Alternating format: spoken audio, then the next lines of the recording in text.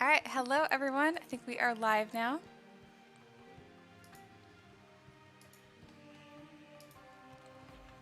Can't wait to do my usual checks. Right now I'm working or finished this fisherman. He came out really cute. I like him a lot.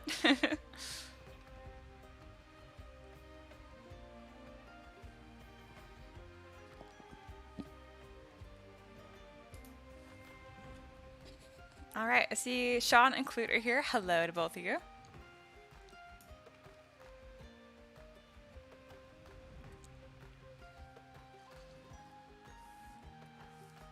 And brighten up the screen just a tad. On my side, it looks totally blown out, but it looks a lot better on your side. All right, sounds good. Pretty good. All right, I think we're good to get rolling. I was working right before this stream as well. I took like a 5-minute break from 5:55 to 6. That's why the live stream started like a minute late. Yeah, so I wasn't really planning on like, I don't know what I'm working on right now. That's what I'm trying to say. I've just been so focused on this and I didn't think I'd have it done. And then it's done now. So I'm like, oh. Yeah. So I might just show you guys what I've been working on the past few days instead. We'll see what's up. Hey, Jared's here. Hello. First time joining. Yeah, I see that. Love the belt. Thank you. It's a rope brush from Bad King, and then obviously it's a curve brush, so it's still a big pain, but once you get better with it, they're pretty handy to have. All right. Let me get the chat going so I can see it. Get my own music playing as well. Very nice. All right. Gonna make it a tiny bit darker, just because it's like unbearably blown out on my side. Looks good on your guys' side though. Just a little bit darker. All right, there we go. Let's see if I have that rope brush loaded in right now. I don't, otherwise I'd just show you. I can grab it really quick though. What I recommend is having a folder with all your brushes. You can load them into the Z Startup folder within ZBrush, but if you load as many as I have, then it's going to really bog down your program. And I really don't use many of these often. They're all for very like specific cases. So yeah, this is the rope brush that I use, for example. Just kind of like a quick tip for you guys. You'll notice when you use a curve brush, it normally sticks to the model. If you want to attach only once, just go to Picker, go to Depth, and go to Once Z instead of Continuous Z. And now, when I draw a line straight off of it, it'll actually come off of the model as well. It won't just be like stuck to it. This is really helpful if you're using curved brushes to do hair, for example, because you probably don't want like long hair like stuck to their neck because it just looks silly. So yeah. But that's him. He's fancy. Right now I was working on decimating him. So what I did is I merged the model all together. I dynameshed it. So you can see this is the before and this is the after. That's why I dynameshed it looks all like really dense. And then I reprojected details in a few key areas. So like his face right here, when I initially dynameshed it and stuff, it got really blurry. And then I added some really coarse lines for his eyebrows. It's usually the last thing that I do for some reason. But yeah, from this stage, all I do is I go to, oh yeah, I extend their feet down a little bit because I don't like having to dynamesh the base as part of the model because I offer 3 different base versions, which is simple base, decorative base, and no base. And if I had to dynamesh and decimate all of them, it would drive me insane. So I just extend this down a little bit so I can cut off that excess to get the no base version of the mesh mixer. Anyway, so this is currently sitting at almost 4 million points. It was not at 4 million points while I was working. It's probably only like 2 or 3. But once I like try and project details back on, usually gets really high poly at the end here. But yeah, I go to Z plugin, pre-process current, and then once this has done its thing, I usually pick 150,000 points. So my kind of rule of thumb is I have this giant screen in front of me. So I have the model span the stretch of the screen. And I don't think anyone's going to print this model larger than my own screen. That would be this big. It's almost, that's more than a foot. So if this doesn't look pixelated, we're fine. If I zoom in on his face to the point where his head is like this big, so he'd have to be like, my goodness, as tall as me if we were to 3D print it. I'm not worried about that looking pixelated because it's not going to show up. And most people are going to print him this big. So he's going to look great. That's kind of my rule of thumb of like knowing how much to decimate, because it does end up looking pixelated when you zoom in. And I know a lot of artists are like, it looks bad. And I'm like, but no one's printing it that big. So I try to do that to save space. Otherwise, all my files would be like multiple gigs, and I don't want to do that to people, including myself, because I also store my own files, of course. But yeah, I hope you guys are doing well. If this is going really slow, I'll just start working on something else. I was hoping to just decimate this really quick and then move on to the next model. Speaking of, now would be a good time for me to decide what next model I want to work on, because I don't know. Alright, so again, I'm going to do 150,000 points. And yeah, you can't see a difference. This is before, this is the after. If I hold Shift F, you can see the wireframe. So this is the before, and this is the after. If I zoom in, you can really see like how dense it was before. To zoom way in to see all those little polygons, and this is the after. Decimation Master is really cool, and it does a really good job. So I'm going to export this, and let's have this sit here. But I won't do the Mesh Mixer stuff live, because it's really boring, and I feel like it's more fun to watch someone work in ZBrush than it is just do bases and stuff in Mesh Mixer. Let me save this really quick. There we go. Alright. So something that I'm working on for hopefully to be released this Sunday is kind of like this aquatic screamer spawn looking thing. I have it mostly posed.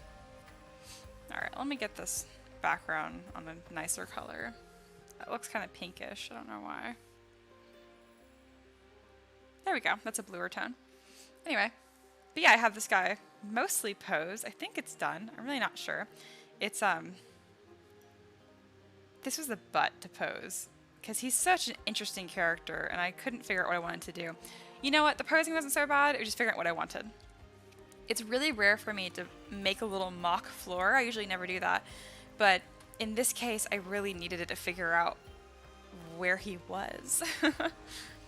Alright, let me read through the chat here for a second. Clute says, we do that Terras to work on, I suppose. I do, but the head went so well that now I'm worried to work on the body, if I'm being perfectly honest with you. Hipface says, glances nervous at 3D printer, printing at Wendigo model at 150 millimeters. That's awesome. So that's 4 inches? Yeah, it's going to look beautiful. Let's see. Man, I hope you're printing it in resin. I feel like those little mushrooms would be a nightmare on FDM. I don't know, I could see it. If it's 4 inches tall. Anyway, that should come out sick. Like, post that in Discord if it doesn't just, like, fail colossally. But yeah, so I'm probably going to fixate on this for a little bit to make sure that I like everything that happened here. Like, for instance, there's a few things I know that I don't like. Really minor stuff. Like, I want this foot to be all the way down. Because, yeah, I think it's a more interesting shape to have, like, a little arch to his foot. But when it comes to the world of 3D printing, like, just make the feet flat. Like, I make them flat as much as I can. As much area can be in contact with the base, I do. Like, this foot is significantly bigger than this one. You might be able to see that now that I've told you. But I do that because I want to make sure that if I am going to go with this more dramatic arch look here, again, I don't want to sacrifice any contact with the base. But yeah, this model should be totally safe and sound once printed. It won't be too fragile.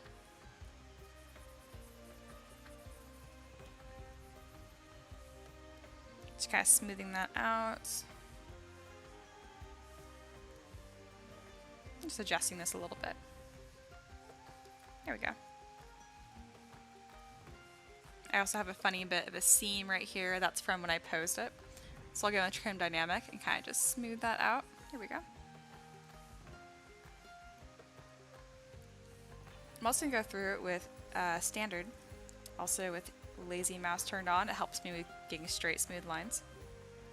And just kind of build up some of these muscles a little bit more on the back. I did the legs last as far as like detailing goes. So I want to try to get them a little bit more attention right now because they didn't get as many iterations of improvement as everything else did.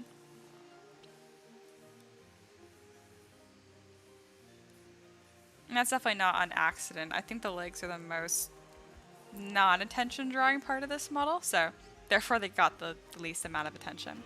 My favorite part is his really weird abdominals.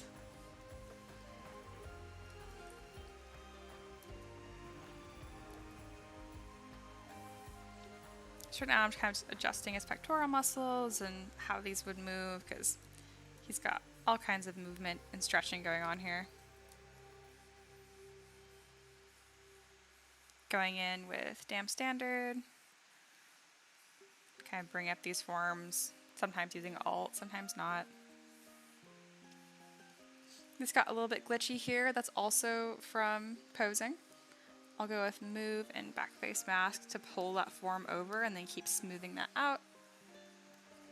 Then inflate to make it look muscly.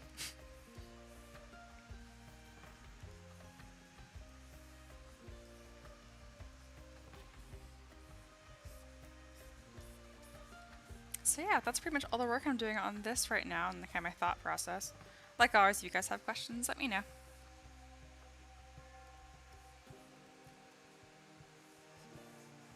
Recently, I've been making a lot of improvements on some of my models, so I especially want to answer any questions that you guys have. I can kind of tell you like how I know what to improve. I definitely don't have it all figured out by any means, but if it can help you guys save some time, that's my goal.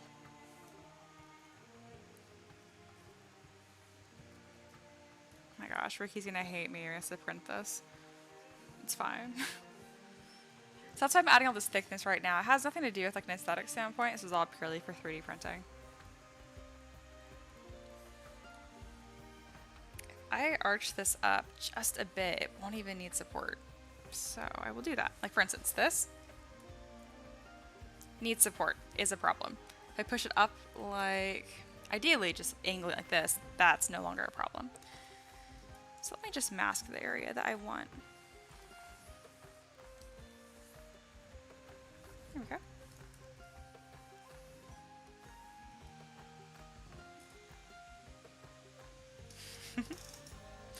Jared says, curved tube is the rope brush? No, the rope brush is from Bad King. But the rope brush is a curved brush, and so is curved tube.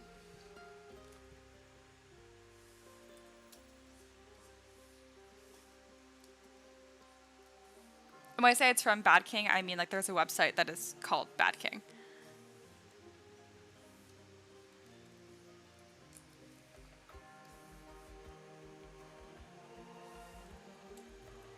There we go. That is a significant improvement. That would be nearly as much as a pain.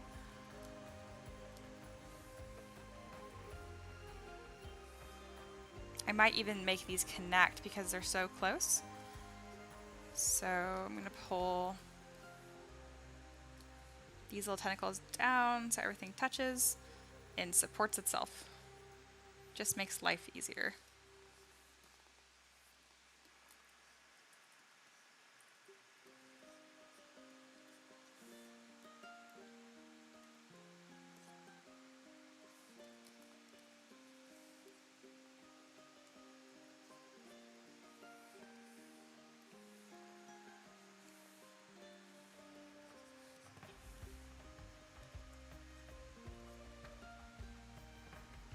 All right, this thing looks mean.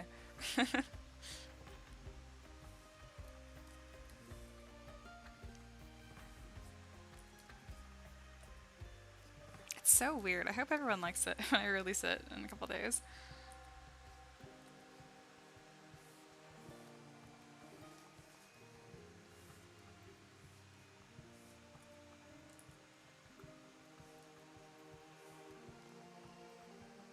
There we go. I think this is pretty much finished.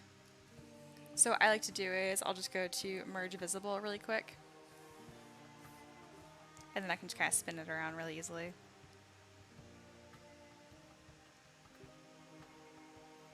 His arm here is a little too wobbly, but honestly it's fine. He's so alien anyway.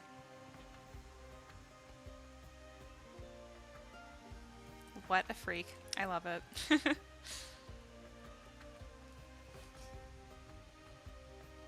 Drama.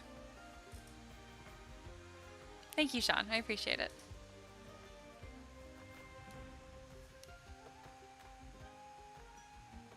Because I definitely like it. Alright, go ahead and save this.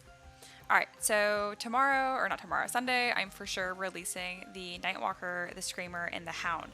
Oh, I'll show you guys that. It's like an early sneak peek. I posed the Death Hound yesterday, or Monster Hound, I don't know what I'm gonna call it, because it's not the Hound of Tindalos. I can call it that, but like the Hound of Tindalos, the art I saw was like super disgusting, and this isn't that disgusting. So, yeah. Alright, again, that nasty pink background. Bleh. There we go.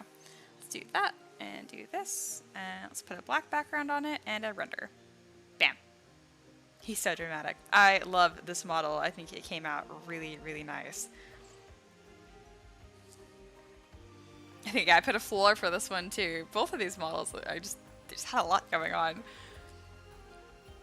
You can hold Shift P and there'll be a floor as well, but for some reason I just look right through it. So I need to make a literal plane for me. Otherwise, again, I just don't see it.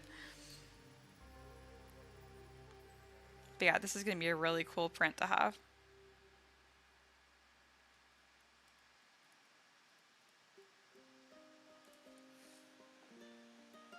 Yeah, really happy with this. That's what I've been doing. I did most of all of this yesterday because my wrist has been feeling a lot better.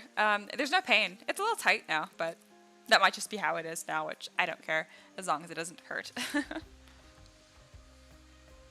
Yeah, so Sean mentions the pose really takes the win. I so agree. Like, I enjoyed this before, but once I posed it, I was like, ah, yes, this is wonderful. So happy with it.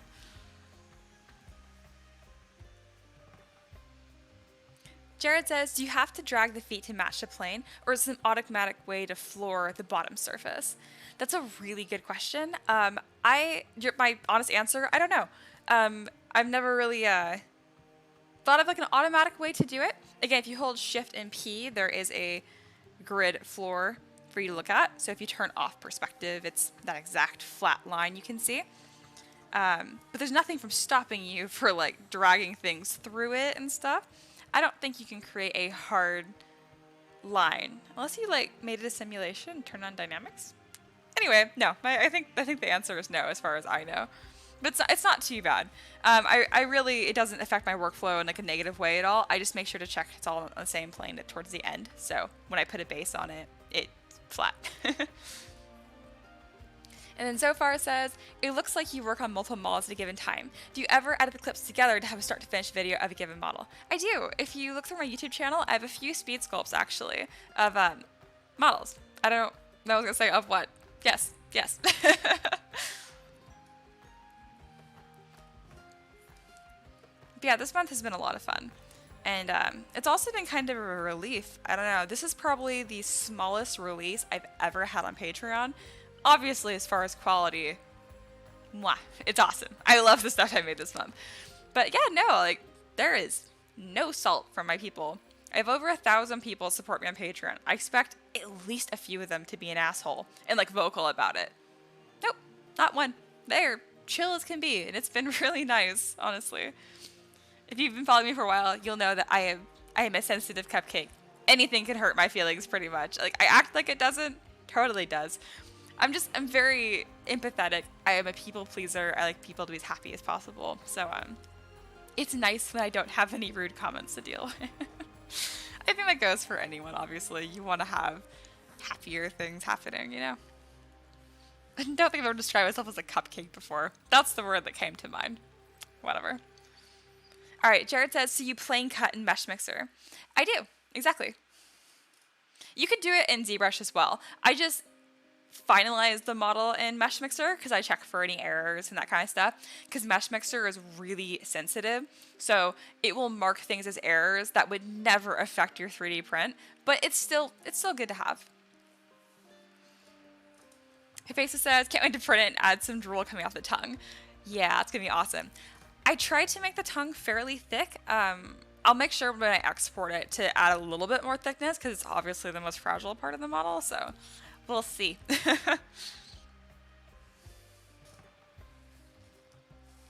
All right, let's see. So I actually worked on this yesterday. I sat down to work on the terrace because someone asked about it. Again, super polite. They were like, just, hey, I'm excited about it. Do you have a projected date? And I'm like, I should probably work on this model again. So if I show everything, you'll see it's a complete disaster. I just have pieces everywhere. I've kind of messed around with what it's going to be like roughly, but again, I hated the head, and that's why it's all blurry, because this is just a placeholder. It was never meant to be the final resolution of it. I have a high resolution of this meh head somewhere. But yeah, this is going to be pretty cool. Nothing fits together super well right now. I can hide this, delete hidden, close holes. Oh yeah, this is multiple pieces as well. I'm just going to save a backup of this because if I lose this head, I'm going to be really sad. So there we go. I have a backup file of this, so now I can move this around with a little less concern. Let me get this stuff all merged down. Before I'm merging it, I am polygrouping everything, so that means I can split them apart exactly how I want them later on if need be. ZBrush always warns you that when you merge things that it's not reversible, but like it is reversible if you have polygroups. You just mask and split.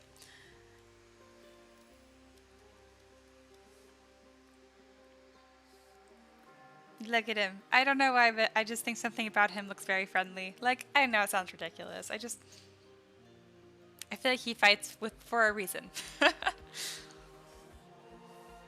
I plan to have the ancient version be with its mouth shut, and then the undead, I plan to have his roaring or whatever, like mouth gaping and looking like tortured, pain. Like, I feel like being undead must be a horrible experience. So I don't want him to look comfortable. And kind of funny the legs look. They're just like kind of chicken legs because there's not a whole lot done with them yet. I plan to be adding a lot of different rock textures to this. Yeah, that really helps this whole model. The proportions are still really, really screwy with this whole thing.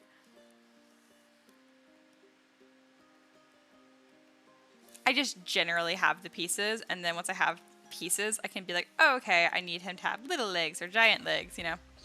Speaking of, I do think his legs need to be larger.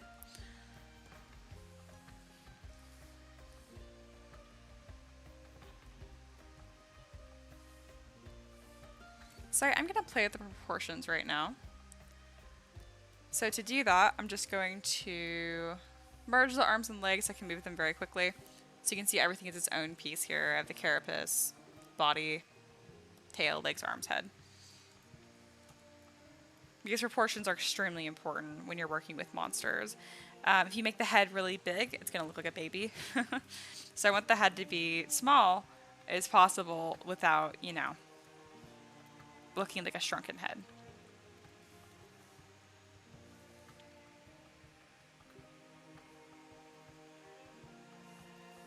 I'm going to hide the carapace for right now just so I can really figure out how his body is going to stack.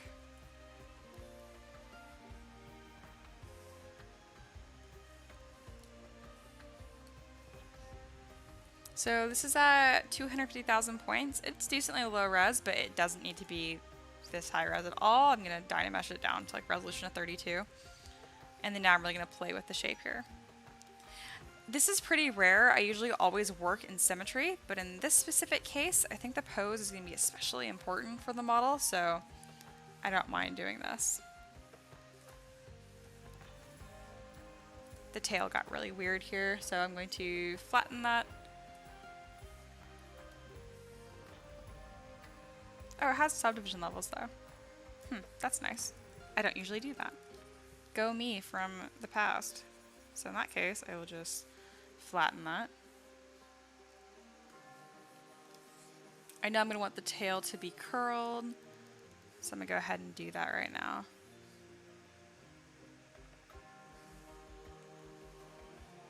I do like that it's kind of lumpy and it doesn't have like a great smooth curve to it.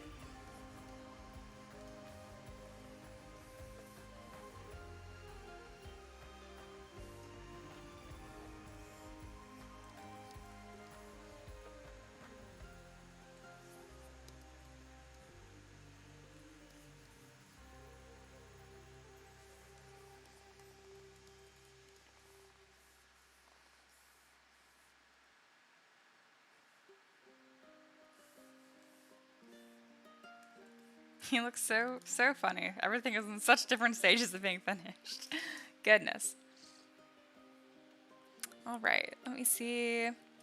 So far says, I want this one. Tarask? Yes. Printed life size and hung on the wall like a hunting trophy. That looks amazing. Thank you, I really appreciate it. Yeah, the head is done and it looks amazing. The rest of it, working on it. Tarask always remind me of Bowser. Oh yeah, huh, totally. They have the same like carapace and everything. Yeah, I could totally see that. Sean's leaving for the night. Have a good sculpt. Have a good night. And then Hypaxa says, kind of reminds me of Diablos from Monster Hunter.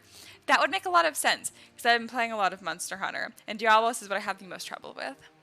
I hate, like, I just, I use Insect Glaive, and I just find it super annoying, because it should be really, really easy for me, and that's what everyone online says too. I understand, because you just jump away. But I have really bad timing. So when he, like, comes out of the sand, I just get wrecked every single time. I hate that monster. I have no problem with anything else or things that are harder than it, but eh. Anyway, so it would really make sense if this looked a bit like Diablos, because I have stared at that dinosaur monster for hours and hours and hours as I'm running from it, but yes, staring all the same.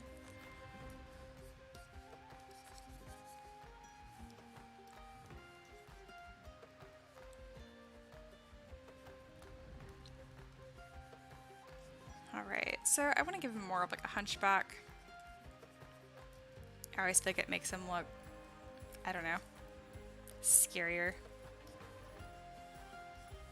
And then kind of barrel-chested as well. I don't imagine he's like a super fast runner, but more of a heavy hitter.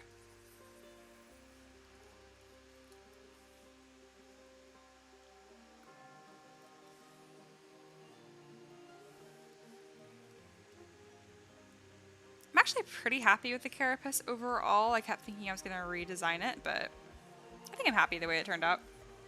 I really wanted to keep it as similar to the baby as I could, because again, I want all of these models to fit together and look nice side by side.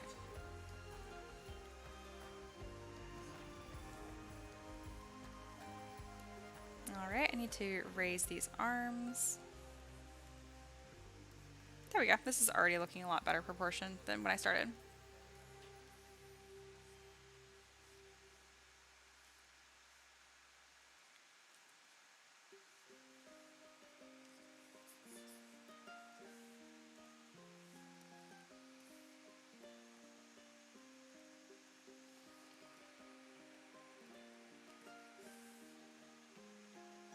I think his neck needs to be a bit longer, so I'll move his head forward a bit.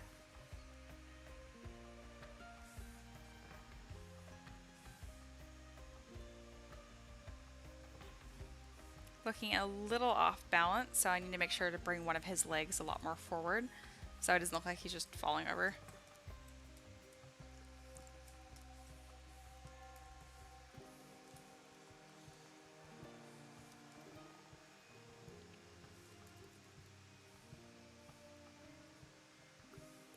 What I'm most likely going to do is design these legs and arms in symmetry later on. I just really want to make sure that I get a pose that I like, and that I can create these pieces again separately and then kind of tack them into place.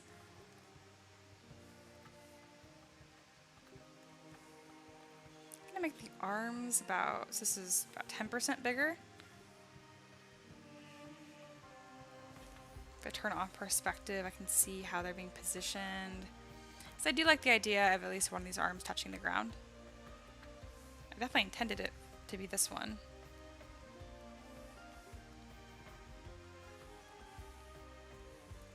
So he'll need giant muscles right here.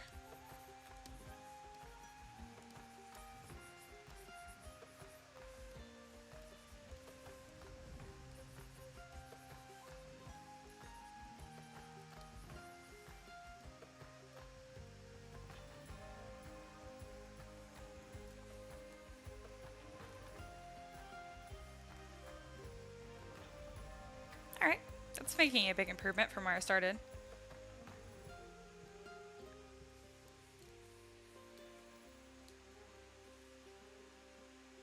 moving his arms in so they're not so much tacked on his body, but actually part of his body. I really don't like the way that the arms are detailed, but it might grow on me once I see the rest of this come together.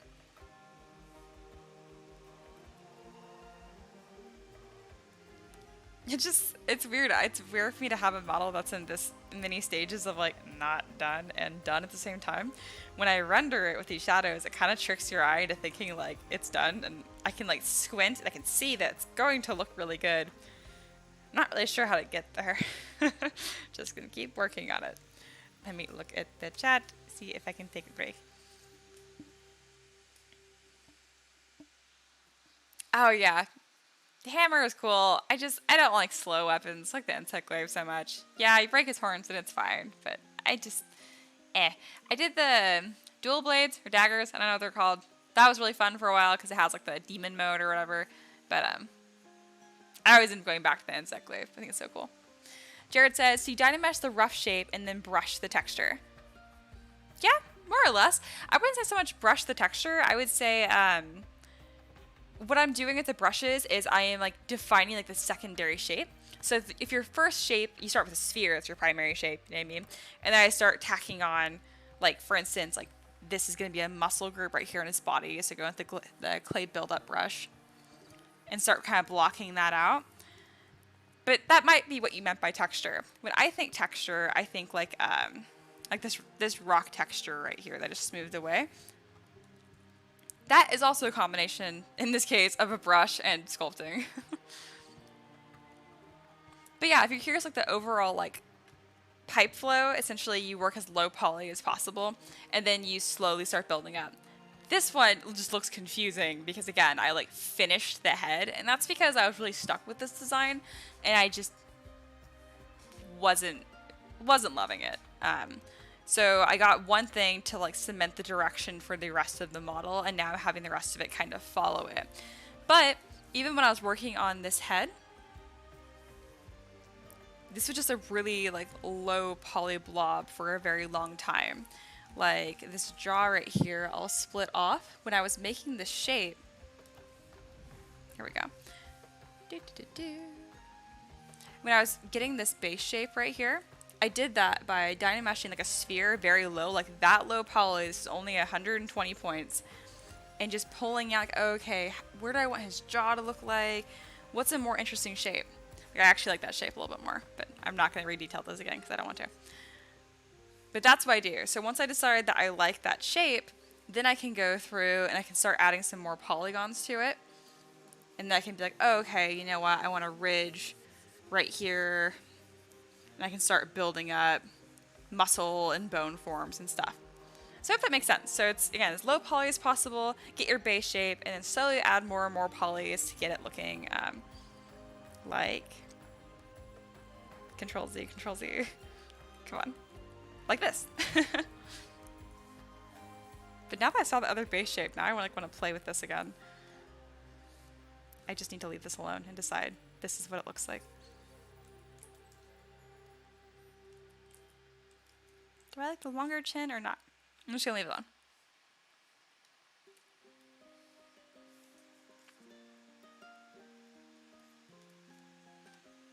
This is gonna be so cool.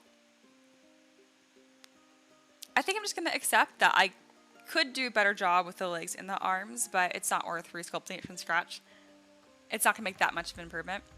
So I'll just put that time reworking it towards making a new model instead. And just leaving this one the way it is. Obviously, finishing the body and the tail and all that kind of stuff.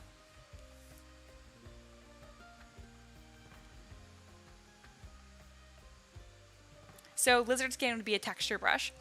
It could be. Normally, like, for... What I'm trying to say is there are pre-made brushes for pretty much everything, and you can combine them with alphas as well. Or you can sculpt them by hand. So if I was going to do like lizard skin, for example, I go in with a mask brush, and I would just start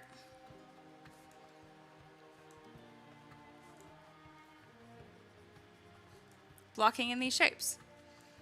Once I had them masked the way that I wanted them to be, that's like okay. I could go with clay buildup and build up those forms a little bit. I could then go to clay polish. See me? And now I kind of have like a lizard scale texture right there. But by converse, I could also just go to Chisel Creature, and they have scales right there that you can drag on instantly. I don't think they look very nice, so I prefer sculpting by hand.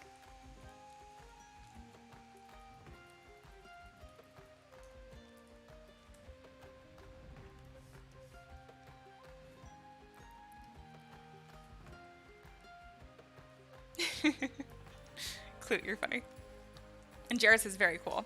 You know, this is fun. It's rare that I have people that are joining that are so new, so it's fun to kind of go through things again. While we're on the topic, let me kind of show you something new. So this is the clay buildup brush. If you click B for brush, here's all your brushes, clay buildup right here. And I can just draw the stroke right here, right? And it kind of looks textured like that. If you hold spacebar, you're going to see this little block right here called Brush Alpha. Click on that. Here are all of your different alphas. So now I can combine this brush.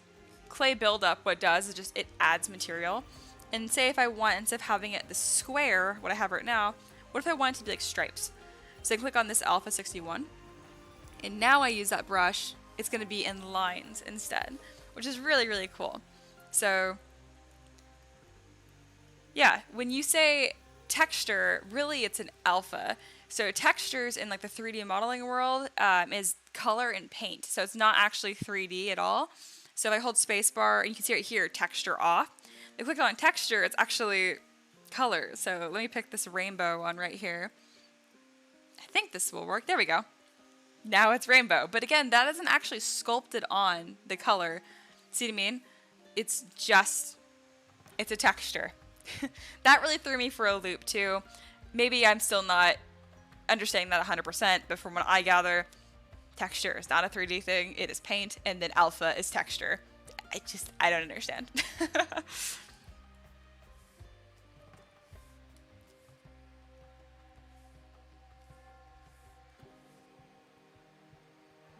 Why do I have two different heads? I'm just going to delete this one and hope that it's fine. There we go.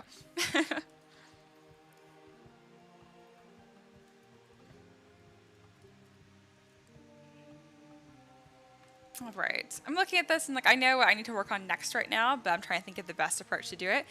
I don't know if I have the consistency to muscle out this body without making it all over the place. I think I can. So I'm just gonna look at this really carefully with no perspective on even, so it's really simple. And just make sure this actually is somewhat symmetrical. I don't mind if it's a little lumpy because again, this model is posed, so some things are going to be stretched.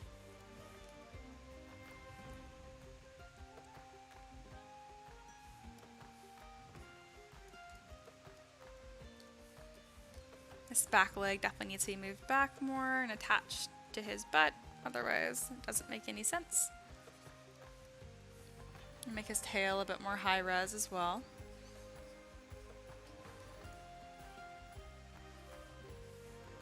Yeah, I think I can do the body without splitting it off and doing it symmetrically. Should be fine.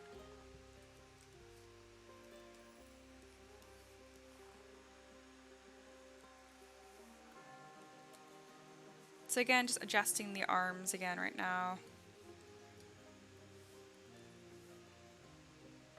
Kind of just triple checking everything. I'm gonna use backface, mask, and move a lot to make sure there's no gaps between these forms.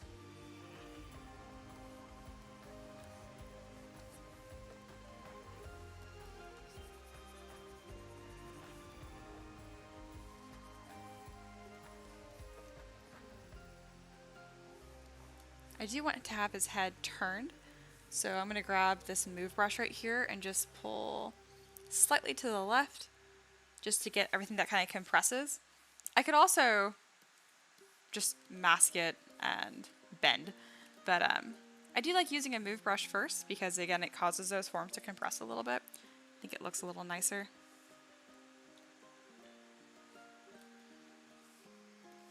And then I'm going to mask his head.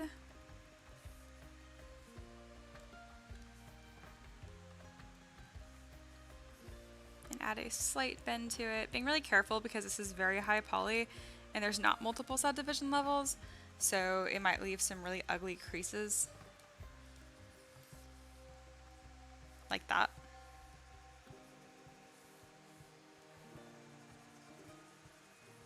Which is fine, I just need to make sure to go through and blend them out. There we go. Did a pretty good job. I'm going to connect these neck muscles all the way. And then go through with the inflate brush just to kind of make everything meld a little better. Oh, I'm also going to poly paint this a bit better. There we go. There's that hard line right there because these are separate objects. I'll worry about dynameshing that way down the line.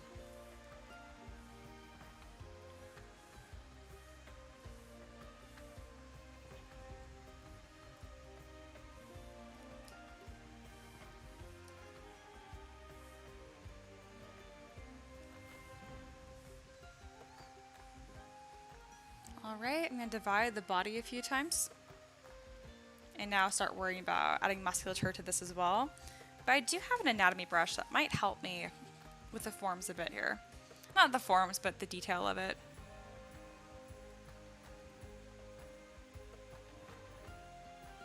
Ooh, the armor brush might be interesting as well to play with. So I will load that in too.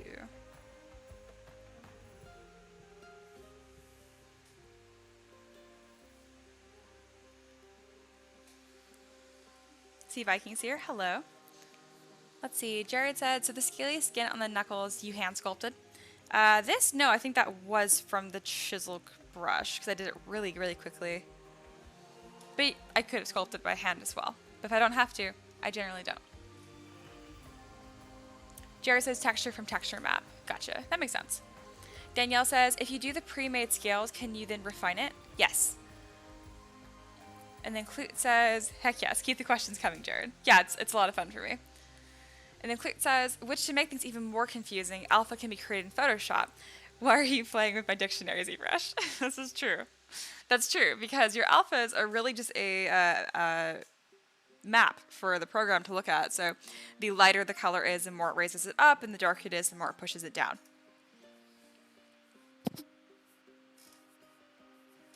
I think you guys are all friendly and you greet each other.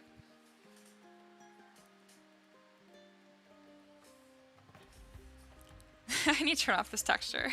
Goodness. Ah. There we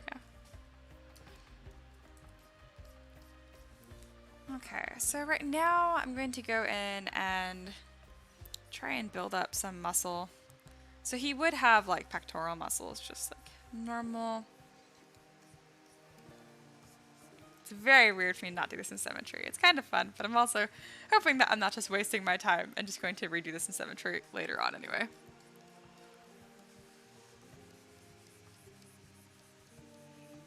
We'll see. It'll be an adventure. I'm going to redo that one more time just because I had these curves going down, these curves going up, and even though I'm going to smooth it all out later, it's just, I know that would bother me. I do try to be as consistent as I can. I kind of did it anyway. It has to do with the perspective of the camera, I guess. Ah, it doesn't matter. Just me being picky.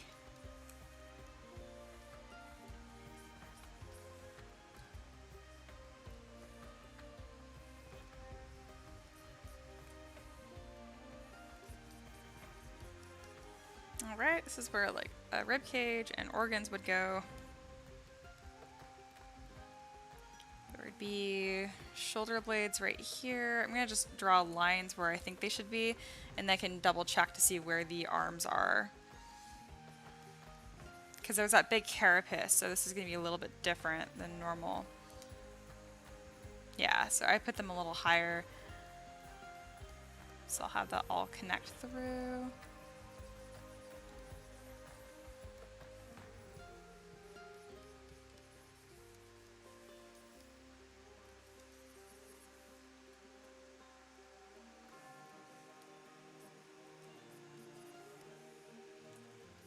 And then all of these neck muscles I'm going to have connect down through his chest, of course.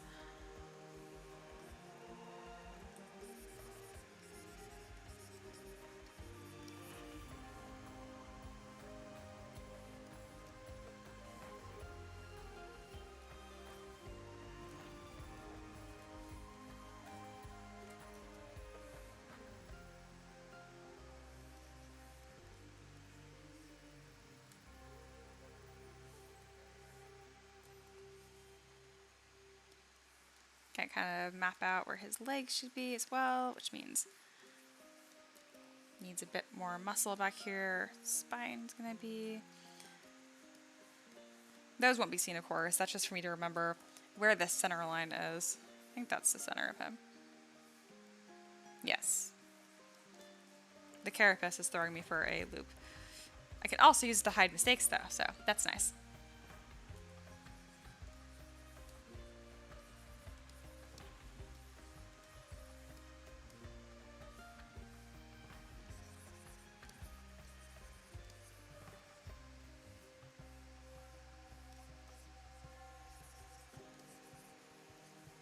It's fun having poly painting on while I'm blocking this out. It's kind of making it look like a disaster, but it's very freeform. It's kind of fun. This reminds me more of like playing with Play-Doh.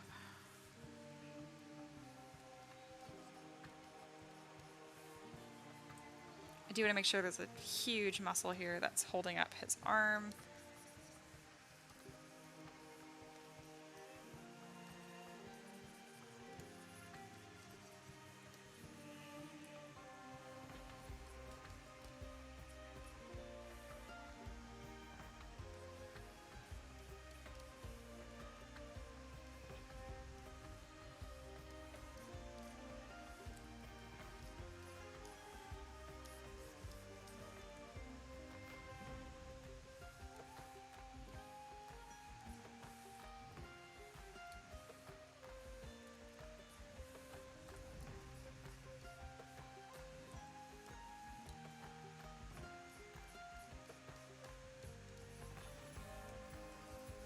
So right now I'm just loosely blocking out the muscles that are going to be on his back legs.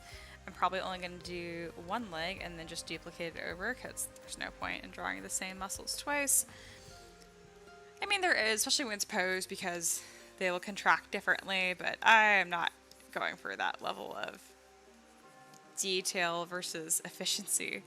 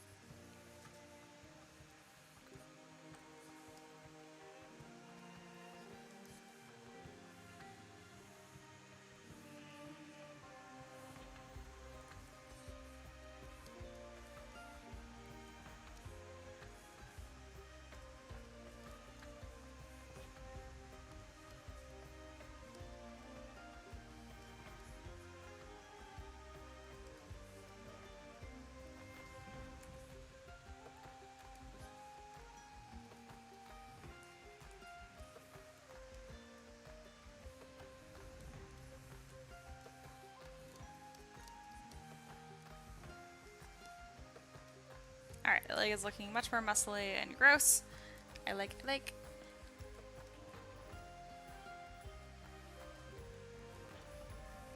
gonna duplicate it and move over. So notice like I was using the anatomy brush, but like a lot of these like more interesting patterns here look more like scars. That was the clavicle brush, which is your collarbone. I was just doing that because I thought it was a cool texture. So using brushes and repurposing them is really fun too.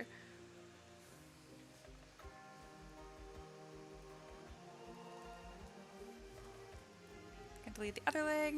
There we go. He's coming together. His legs look a little too small now. I'll deal with that. Oh, I see Hephaestus. $38. Thank you. I will get you your roll. Let's see. Also gonna read through the chat really quick here. Clear said, so far it looks like it's focused more towards the tabletop community and doesn't charge the artist a monthly subscription like my Made Factory does.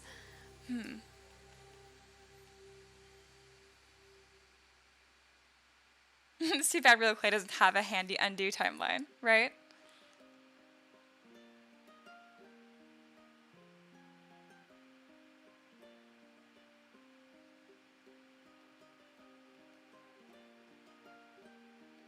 Alright, let me get you your roll.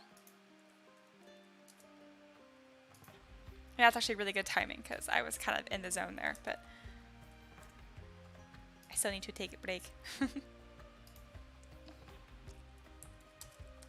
We'll see if you cheat the system this time. I'm aware this time.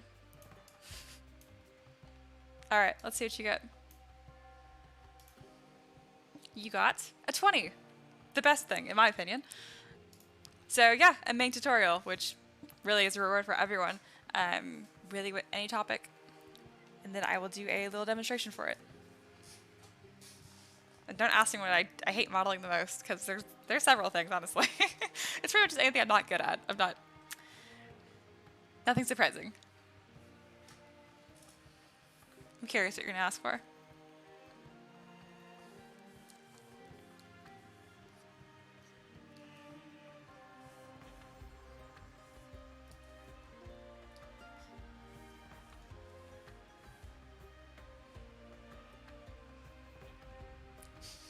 Faces says a nat 20 means all 4 subjects, right?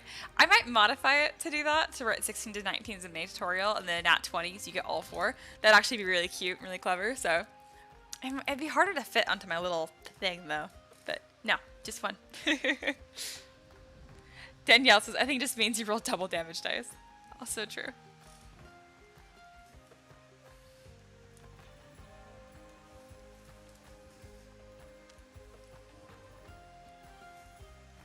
Alright, I feel like the legs look a little small. So this is 5% bigger. Yeah, just that little adjustment I think went a long way. And I haven't really added too many of like the rock formations I plan to add to it.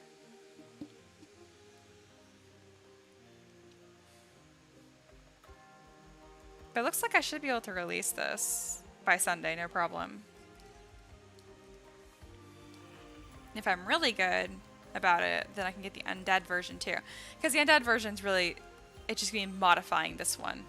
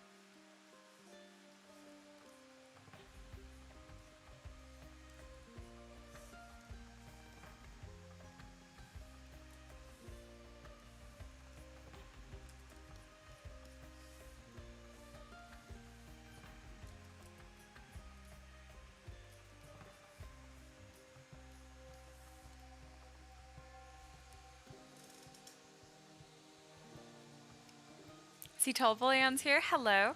Cool concept. Look awesome with the saddle and rider, right? It would. Jared said, so for clothing equipment, is that what you normally download packs for? Nope, I make all those from scratch. I'm too picky. I need it to fit my model perfectly. Because at that point, if I'm using pre-made brushes and pre-made assets, at that point, I'm not really an artist. I'm just a kit basher, which is fine, but like, meh. That would be an epic cowboy. Hephaestus says, might as well ask what's applicable for my current project. I'm sculpting my Kieran bust and working from a horse base mesh, but when I try to section out an area for the mouth, it just distorts. Okay.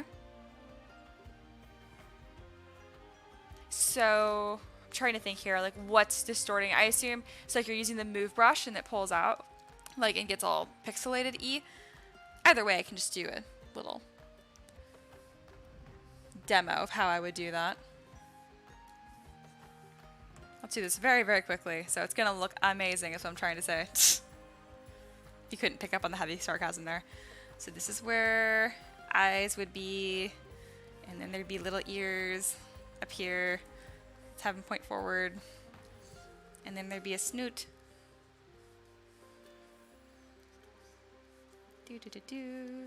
There we go. It's beautiful, guys. It's the best horse you have ever freaking seen. Anyway, so when you say like it's distorting, is it distorting like that? Because if it's doing that, you can smooth it away till it calms down. Or what you can do is you can Dynamesh it and it will keep it. You might not want that. So what's better to do is to Dynamesh it when it's at this point and then keep Dynameshing. And then you can keep doing this without it just distorting like a monster. Now, if you want the jaw to be a separate piece, what I'd recommend is holding Shift and F to look at your frame and see what's being stretched. So this is being stretched, this is being stretched. So I definitely want to Dynamesh this once. Now it's really dense. And then you can run in here with your mask lasso and then go to split mask points under subtool. Let me hide everything really quick. There we go. And then now you have a little horse mouth. Make sure to close holes. There we go. Nay. I hope that was your question. I was trying to carve in with clay buildup. Okay, so kind of like what I did for the eyes here. Yeah, so if it's distorting a lot, I mean, I'm trying to make it do what you're describing. But it's not. There we go. I assume it's starting to do stuff like this. You might be going through the entire mesh. What your problem is for sure, though, it's just because you don't have enough polygons. So if you haven't already, watch my Dynamesh lesson. It's lesson 5, I'm pretty sure. It's very, very early. It's a 40-minute video. You don't need to watch the entire thing. I go over the basics of Dynamesh within the first, like, 10 minutes or so. 10 minutes or so. Excuse me. And then says, let's see. Its Stratosphere says, how do you make the jaw and head look merged but be separate objects? You can't. It's simple as that. Like, you can't. You're gonna have a seam, which is fine. Like, they can be separate objects. Let's see. No. If you want them to be like literally separate subtools in here, but have no seam, like in this case, it didn't because I hadn't moved it yet. So you don't see a seam because I haven't moved it yet. But the second I like smooth, like you're gonna see it. Generally speaking, you make separate subtools where there's going to be seams anyway. So for example, like if I had a body and I made a shirt, the shirt would be a separate subtool. And that's good because I want there to be a seam between the body and the shirt. I don't want him to look like he's melded together. So yeah. Danielle says, we do a house roll. With your crit roll is less damage than maxed out normal roll. You at least get to do that much damage, so they're extra exciting. That's pretty cool. Hephaestus says, yep, just like that. Gotcha. Let's see. I'm trying to think. But yeah, so in that case, it's just polygon management. Let me go ahead and delete my beautiful horse. And then they clarified that I meant like, dragon sculpt. I'm assuming you mean this dragon. This isn't a dragon, but I totally understand if you call it a dragon. No harm, no foul. But yeah, like, these are a lot of separate pieces, and they don't look merged together because they're not. I will fix that later on by merging and Dynameshing them. That's like the last stage I'm going to do where I'll smooth out my seams. But again, they're no longer separate objects. I mean, I can make them separate polygroups so I can split them off really easily, but you don't. You're going to have seams. And then Stratosphere says it looks basically merged.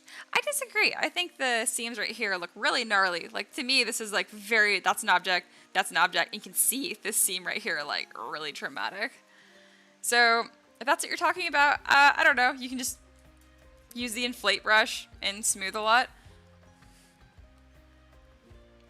I'm also just sensitive to seams because I don't like them. It's a good question though. I hope it's not like I'm minimizing your question. I'm just having a hard time understanding it. See, when I render this, it really like smooths out a lot of the errors. Like, this is gonna look sick. Jared says, so is it better to use subtools or just mask and edit? Subtools. Subtools, subtools, subtools. You want as many subtools as you can. No, I'm just kidding. If you can break things into separate pieces, break them in separate pieces. It's really nice because then if I want to, I can be like, hey, I don't want to work with the head right now. Or the tail. Or the back. And I can really focus. I really should work on just this body. He looks so funny. Oh my goodness. Anyway, yeah. So you're going to want separate subtools. You just have a lot more flexibility. And something else that's kind of cool is when you have separate subtools, you can use your 3D gizmo modifiers. Let me turn off. There we go. So if you go click W for your gizmo, click on this little gear right here. You can then get all these really cool deformers, and you can like, you just do cool stuff. Like, I don't know what that is, but it's cool. You know, there's a whole list of different cool things you can do. And if everything is the same object, you can't do that.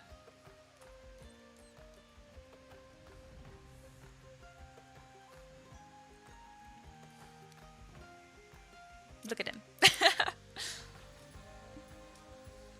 So it's Stratosphere says, I think that's what I was curious about, is a polygroup in the head. Okay. So Shift F, so you can look at my polygroups right here. So you can see what were separate objects. So the jaw, the eye, the horns, the teeth, and that's it. Those are all my pieces. How you describe the jaw being a separate object. That's because it was. It was a separate object at one point, and then I merged it together because, yeah. And then Clute says, especially for posing. Ah, yes. I don't know how I missed that. Thank you, Clute. Yes, you want separate subtools for posing. There's something called ZPlugin. If you go to Transpose Master, this is amazing. It takes all your subtools, makes them into one temporarily. You can move everything together like one, and then click T pose sub T, and then it gives you all your subtools back, so you can do all like your fine alterations and stuff. It's pretty sweet.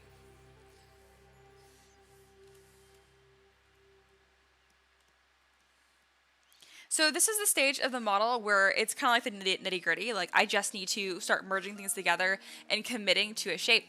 And I just don't want to right now because I'm not 100% sure that I'm in love with the whole model. The legs look so much better than the arms. It's not even funny. And that's because, again, I made the arms when I made the first version of the head, and I'm a lot better now. That's why the head and the legs look like on the same level, and then the rest of the model is like trying to catch up. Anyway, what I'm trying to say is I'm probably not going to do a whole lot more work right now. I'll probably hang out for 10 more minutes and answer questions because I'm very chatty today. That's what sounds fun to me. So if you have questions, ask them because I'm not going to do anything else. I'm just going to log off in like 10 minutes or so. This was a super fun live stream. Thank you guys for joining. Anyone that's new here, I live stream every Thursday and Friday at 6 p.m. That's my schedule. I do like 70% reliability on that, but like, again, 70%, it's pretty good. C+. See, Stratosphere says, gotcha. Thanks for trying to answer my badly put question. Oh, no worry at all. I think you worded it fine. I can't even remember exactly what you said already. But no, your question was fine. I forget. I get so caught up in like technical terms. Like someone the other day called symmetry synchronization, and I hope I didn't sound so rude. I was like, what? Do you mean symmetry? Like, it's fine. That made perfect sense to me though. I knew what you were talking about. The sun's starting to set. I live next to a big pond, and so I can see like all the ducks are starting to come in and stuff. In other very important news, there is a baby egret that lives around here, and it makes me so happy. If by some odd chance you don't know what an egret is, I'm going to put it on the screen really quick. This is so off topic. This is an egret. They're awesome. And yeah, this is like what the baby looks like. That's a different species, I think. Let's see if it looks like... Yeah, so they look fuzzy and adorable and funny, and it's a little smoother now, but it runs around here and it's awesome. Anyway. All right, these are fun questions. I love not having to actually work. Danielle says, quick question. In this workflow, are polygroups just a side effect of merging subtools, or are there ways you take advantage of them? Such a good question. Oh my god, such a good question. Yes and yes. So when you have two objects, so let me do this as like a demo, because I think it's better to show as I do as well. All right, so I have two spheres here, and they're different colors, right? So if I go up here and I merge them, yes, they already create separate polygroups. Of course, they're like the same freaking color. One second. There we go. So when you do merge them together, they naturally form polygroups, but you can make them and control them yourself. So, for example, whatever I mask, if I hit Control W, bam, made a polygroup. The reason this is so powerful is for making small adjustments or huge adjustments. Let me just show you some examples. So let's pretend that this was a character. Like, let's give him some eyes and a little nose. Okay? So now we got our little character here. So if I wanted to keep his torso here the same piece, but also go back to the spot frequently, I can hold Control and Shift, click on it, mask it, Control Shift again, and now I have this exact area masked every single time. So I can go ahead and pose this really, really easily and quickly, and that polygroup stays there forever. So then I can grab this and just really make some interesting shapes. Now he's like really hunched over. So that's like a small example of like how polygroups are super powerful, because you can make your own. You can clear them all, Control W, now they're all the same polygroup, and I can Dynamesh this entire thing. So yes, I hope that was somewhat informative. I had another really cool question, which is my favorite way to make antlers, so I'm going to show that as well. We're going to use this head, even though it doesn't really lean towards antlers. So what I do is I go to my curved tubes brush, which is somewhere in this palette. It's somewhere in here. I don't know where it is. I have it docked though. Right here, curved tube. That's what it looks like. Go to Stroke, Curve Modifiers, click on Size, then this graph, and invert this. What this does is it will taper the tubes, which is really nifty. So now, I can go ahead and bam. So it's like part one, and I can do a little section right here. And whenever you draw these curves out, that's too big, so I can lower my draw size and tap on it, and it will auto adjust. Holding W gets your gizmo, and then I can start moving this around, adding these little pieces. And just a really cool, fast way to make antlers. This one's really simple in this case because I ended up not doing too many segments. But yeah, you kind of get the gist. Bam. An antler, kind of. But yeah, so in the short, the way I do that is just using curved tubes. I modify it so they taper, and then I just keep drawing them on and moving the pieces around. Danielle, egrets are always on topic. Thank you. These are my people. Never egret bringing them up. That was terrible. Thank you.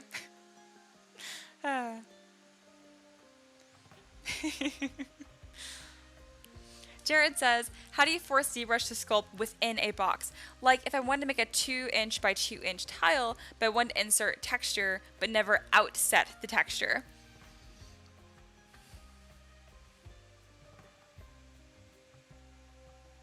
I don't think I know. I don't think you can confine it. Like, you can make it so you're only sculpting on the inside of your box, for example. Which this is kind of related, so I will show it to you.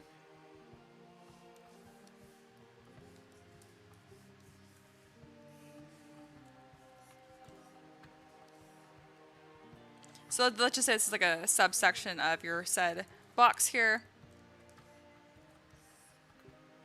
Something that's important to note when you have a box like this and you have a brush, if you start, let me Dynamesh this.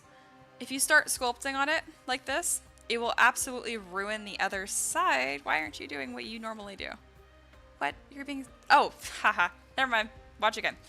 I had the solution already turned on. Anyway, when you have like a box like this, but you don't want it to deform like the outside, for example, you just want to affect the inside. Frequently what you have is this, where it will actually affect the other side. And the reason for that is because you don't have backface mask turned on. So you can just make your box, go to brush, auto masking, backface mask. And now when I sculpt my patterns and stuff on here or whatever, it won't affect the other side. So that's the best thing I could suggest for that, to where you're sculpting within this box, is to literally construct it, and then if you need to affect the inside of the box, that's how you would do it. But as far as like having another object, you're never going to be, I don't think there's a way to tell ZBrush to not let you go through it. If you turn on dynamics, you can. That's a newer feature. We can run a simulation, but that, again, that's not affecting your sculpting, that's just affecting a simulation. And I'll actually show you guys what that looks like, because it looks really cool. If you haven't seen simulations in ZBrush yet, pay attention. It's cool. Alright, where's my plane? So all I did was I appended a plane right here. You can see that has no thickness. That's why it's not really showing up. One moment here. Because I'm showing things so clear and specific to ZBrush, let me get rid of my little image here. There we go. So you can see my menus. It's super small, but you can see it. All right, I'll go to geometry. Where is it? Dynamic subdiv, dynamic, and add some thickness. There we go.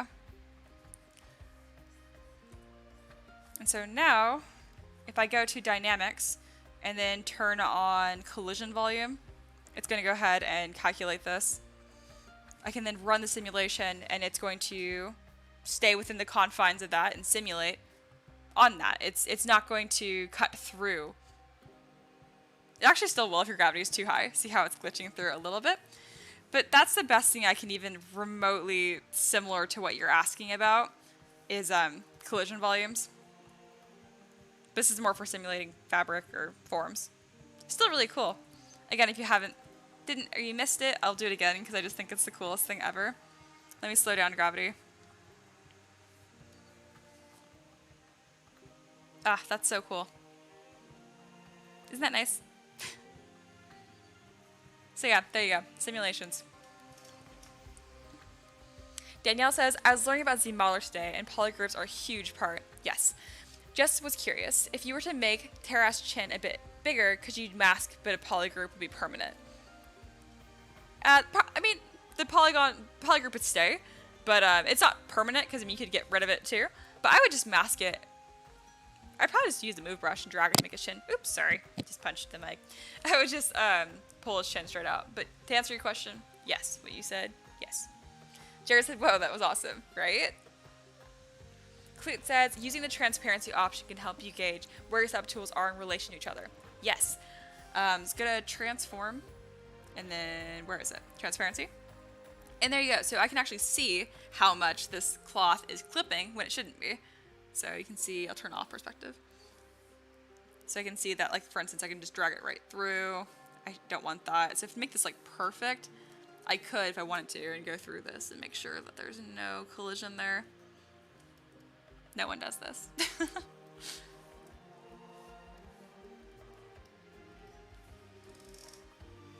That just got added in 2021, yes? Yep, you were correct. The clothing options are very cool. Danielle says, right, I mean permanent, and that wouldn't go away like masking would. Yes, you're completely correct. I just took your word a little too literally. There we go. Jared said like a brick texture to the outside.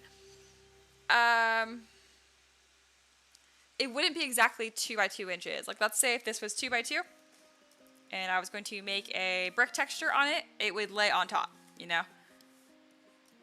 I mean, you could make it so it insets. It just depends what kind of brush that you have. It's doable. I actually have a brush like that. Let me, let's try this, shall we?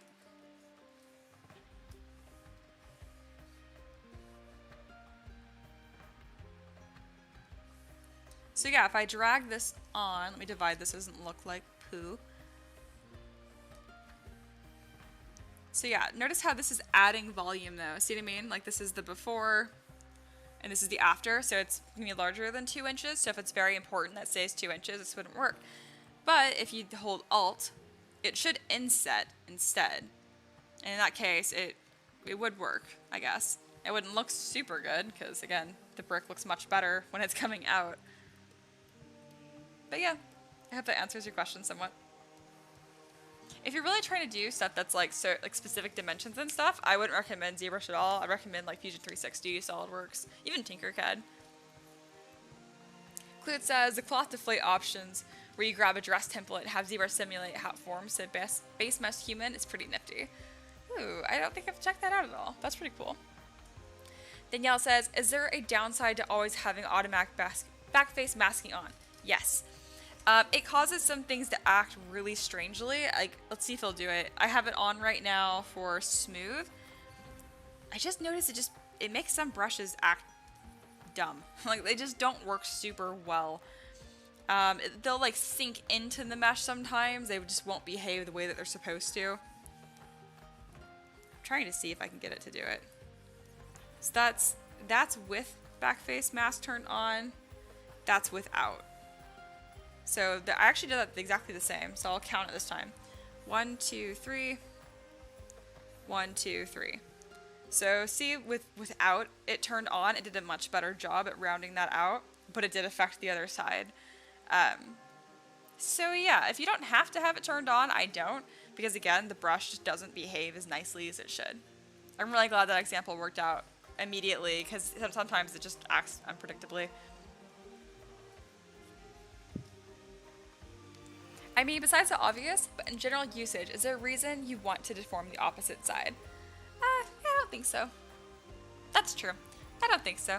I generally wouldn't want that, especially with 3D printing, because that mesh right here is super thin. That would probably not even print. No kidding. It would just print a giant hole right there. Lots of super good questions today. Man, this is super fun.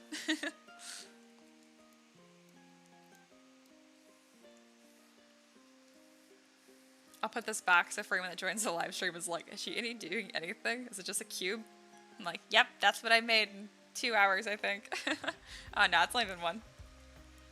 Jared said, this is an amazing tutorial, glad I subscribed. I took a ton of notes for the newbie. That's good. I do keep all my live streams public, so feel free to run back through them. I have a lot of live streams.